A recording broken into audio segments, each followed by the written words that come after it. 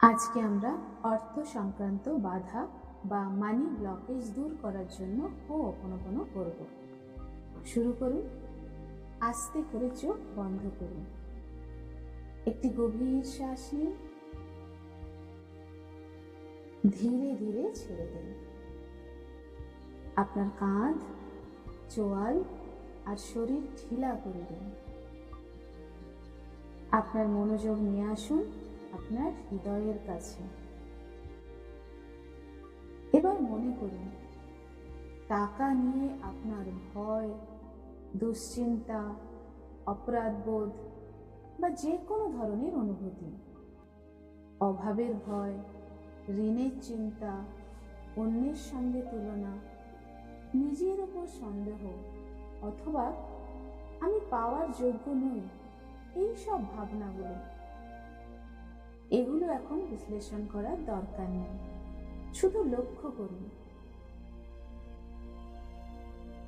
আমার সাথে ধীরে ধীরে বলুন, আমার ভেতরের সেই সব স্মৃতি, বিশ্বাস আর অনুভূতির জন্য যেগুলো টাকা নিয়ে ভয় আর বাধা তৈরি করেছে, তার জন্য আমি দুঃখিত।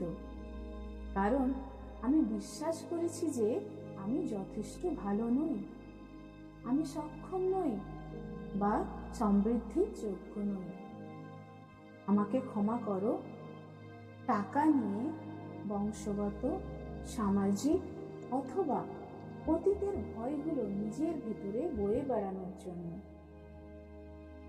ধন্যবাদ আমার ভেতরে যা যা সারানোর সময় এসেছে সেগুলো আমাকে দেখিয়ে দেওয়ার জন্য।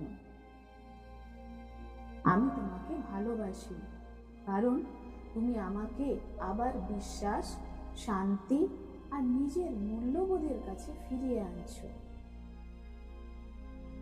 আমি দুঃখিত, আমাকে ক্ষমা করো। ধন্যবাদ, আমি তোমাকে ভালোবাসি। একটা গভীর শ্বাস নিন,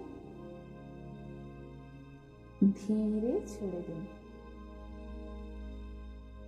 আমি দুঃখিত, প্রতিবার ভেবেছি টাকা রোজগার করা খুব কঠিন। আমাকে ক্ষমা করো অভাব, হারানোর ভয় বা ব্যর্থতার ভয়ের জন্য। ধন্যবাদ এই স্মৃতিগুলো এখন পরিষ্কার করে দেওয়ার জন্য। আমি তোমাকে ভালোবাসি এবং আমি ভয়ের বদলে শান্তি বেছে নিচ্ছি। আমি দুঃখিত নিজের ক্ষমতার উপর সন্দেহ করার জন্য। আমাকে ক্ষমা করো দুশ্চিন্তা আর তুলনার মাধ্যমে সমৃদ্ধির পথ বন্ধ করার জন্য। ধন্যবাদ নতুন পথ খুলে দেওয়ার জন্য। আমি তোমাকে ভালোবাসি এবং আমি বিশ্বাস করি জীবন আমাকে সমর্থন করে। আবার একটা গভীর শ্বাস নিন,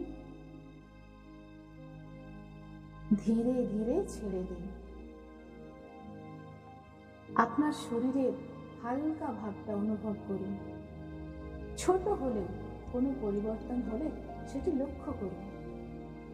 আর মনে মনে আরেকবার বলুন, আমি দুঃখিত, আমাকে ক্ষমা করো।